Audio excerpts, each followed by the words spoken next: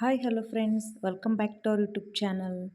ನಾನಿವತ್ತು ದೋಸೆ, ರೊಟ್ಟಿ, ಚಪಾತಿ ಜೊತೆ ತುಂಬಾ ಟೇಸ್ಟಾಗಿ ಇರುವಂತಹ ಒಂದು ಬ್ಯಾಡಗಿ ಮೆಣಸಿನ್ಕಾಯಿ ಚಟ್ನಿ ಮಾಡ್ತಾಯಿದ್ದೀನಿ. ಇದಕ್ಕೆ ಕೆಂಪು ಚಟ್ನಿ ಅಂತಲೂ ಕರೀತಾರೆ. ಹೇಗೆ ಮಾಡೋದು ಅಂತ ಒಂದ್ಸರಿ ಉತ್ತರ ಕರ್ನಾಟಕದ ಶೈಲಿಯಲ್ಲಿ ನಾನು ತೋರಿಸ್ತಾ ಇದ್ದೀನಿ. ಹೇಗೆ ಮಾಡೋದು ಅಂತ ಒಂದ್ಸರಿ ನೋಡ್ಕೊಂಡು ಬರೋಣ. ಇವಾಗ ಈ ಬ್ಯಾಡಗಿ ಮೆಣಸಿನ್ಕಾಯಿನ ನಾನು ಒಂದು 3ರಿಂದ 4 ನಿಮಿಷ ನೀರನ್ನು ಬಿಸಿ ಮಾಡಿಕೊಂಡು ಇವಾಗ ಈ ಮೆಣಸಿನ್ಕಾಯಿನ ನಾನು ಅದರಲ್ಲಿ ಹಾಕ್ತಾಯಿದ್ದೀನಿ. ಇದನ್ನು ಒಂದು 20ರಿಂದ 25 ನಿಮಿಷ ಹಾಗೆ ನೀರಲ್ಲಿ ನೆನೆಸ್ಕೋಬೇಕು. ಆವಾಗ ಮಾತ್ರ ರುಬ್ಬುವಾಗ ಚಟ್ನಿ ಕೂಡ ಸ್ಮೂತಾಗಿ ಚೆನ್ನಾಗಿ ಬರುತ್ತೆ. ಇಲ್ಲಾಂದರೆ ಮೆಣಸಿನ್ಕಾಯಲ್ಲಿರೋ ಬೀಜ ಹಾಗೆ ಊದ್ಬಿಡುತ್ತೆ. ಹಾಗಾಗಿ ಅದೇ ಒಂದು ಉದ್ದೇಶದಿಂದ ನೀರಲ್ಲಿ ಈ ಮೆಣಸಿನ್ಕಾಯಿನ ನೆನೆಸೋದು. ಇವಾಗ ನೋಡಿ 20ರಿಂದ 25 ನಿಮಿಷ ನಾನು ನೆನೆಸಿದ್ದೀನಿ. ಇವಾಗ ಈ ಮೆಣಸಿನ್ಕಾಯಿನ ಈ ಜಾರಿಗೆ ಹಾಕ್ಕೊಳ್ಳೋಣ. ಇಷ್ಟು ಕಲರ್ಫುಲ್ಲಾಗಿ ಕಾಣಿಸ್ತಿದೆಯಲ್ಲ ಮೆಣಸಿನ್ಕಾಯಿ ಚಟ್ನಿ ಕೂಡ ಹೀಗೆ ಕಲರ್ಫುಲ್ಲಾಗಿ ಕಾಣಿಸುತ್ತೆ. ನೀವು ಸಹ ಒಂದು ಸರಿ ವೇಟ್ ಮಾಡಿ ನೋಡಿ. ಇವಾಗ ನೋಡಿ 2 ಚಮಚ ಜೀರಿಗೆ ಹಾಕ್ತಾಯಿದ್ದೀನಿ. ಎಷ್ಟಾದರೂ ಜೀರಿಗೆ ಹಾಕ್ಬೋದು, ಡೈಜೆಷನ್ ಕೂಡ ಚೆನ್ನಾಗಾಗುತ್ತೆ. ಜೀರಿಗೆ ಕಂಜೂಸನ ಮಾಡೋಕ್ಕೆ ಹೋಗಬೇಡಿ, ಡೈಜೆಷನ್ ಕೂಡ ಚೆನ್ನಾಗಾಗುತ್ತೆ ಅಂತ ಅಷ್ಟೇ ನಾನು ಹೇಳೋದು. ಇವಾಗ ಒಂದು 2 ಗಡ್ಡೆ ಬೆಳ್ಳುಳ್ಳಿ ಹಾಕ್ತಾಯಿದ್ದೀನಿ. ಸ್ವಲ್ಪ ಕರಿಬೇವು ಕೊತ್ತಂಬರಿನೂ ಕೂಡ ಧಾರಾಳವಾಗಿ ಹಾಕಿ, ತೊಂದರೆ ಏನಿಲ್ಲ. ಕಡಿಮೆ ಹಾಕಿದರೆ ಟೇಸ್ಟ್ ಕಡಿಮೆ ಆಗುತ್ತೆ, ಜಾಸ್ತಿ ಹಾಕಿದರೆ ಜಾಸ್ತಿ ಆಗುತ್ತೆ. ಈ ಚಟ್ನಿಯಲ್ಲಿ ವಿಶೇಷ ಏನಂದರೆ 1 ಟೊಮೊಟೊ ಆ್ಯಡ್ ಮಾಡಿ. ಟೊಮೊಟೊ ಕೂಡ ಕೆಲವೊಬ್ಬರು ಕೂಡ ಗೊತ್ತಿರಲ್ಲ ಹಾಕೋದು.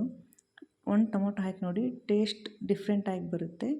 ಇವಾಗ ಸ್ವಲ್ಪ ಹುಣಸೆ ಹಣ್ಣು, ಸ್ವಲ್ಪ ರುಚಿಗೆ ತಕ್ಕಷ್ಟು ಉಪ್ಪು, ಒಂಚೂರು ಬೆಲ್ಲ ಹಾಕಿ ಇವಾಗ ಗ್ರೈಂಡ್ ಮಾಡ್ಕೊಂಡು ಬರೋಣ. ನುಣ್ಣಗೆ ಪೇಸ್ಟ್ ಮಾಡಬೇಕು. ಇವಾಗ ಒಂದು ಸರಿ ನಾನು ಗ್ರೈಂಡ್ ಮಾಡ್ಕೊಂಡು ಬಂದಿದ್ದೀನಿ. ಇವಾಗ ನಾವೇನು ನೆನೆಸಿಟ್ಟಿದ್ವಲ್ಲ ಮೆಣಸಿನ್ಕಾಯಿನ, ಅದೇ ನೀರನ್ನು ಇವಾಗ ಹಾಕಿ ಮತ್ತೆ ಒಂದು 4-5 ಸರಿ ಗ್ರೈಂಡ್ ಮಾಡಿದ್ದೀನಿ.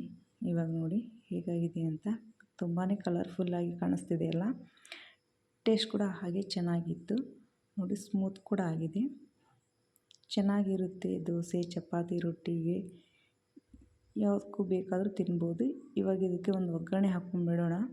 ಇದು ಆಪ್ಷನಲ್ಲು, ಬೇಕಿದ್ದರೆ ಒಗ್ಗರಣೆ ಹಾಕಿ, ಬೇಡ ಅಂದರೆ ಸ್ಕಿಪ್ ಮಾಡ್ಕೋಬೋದು.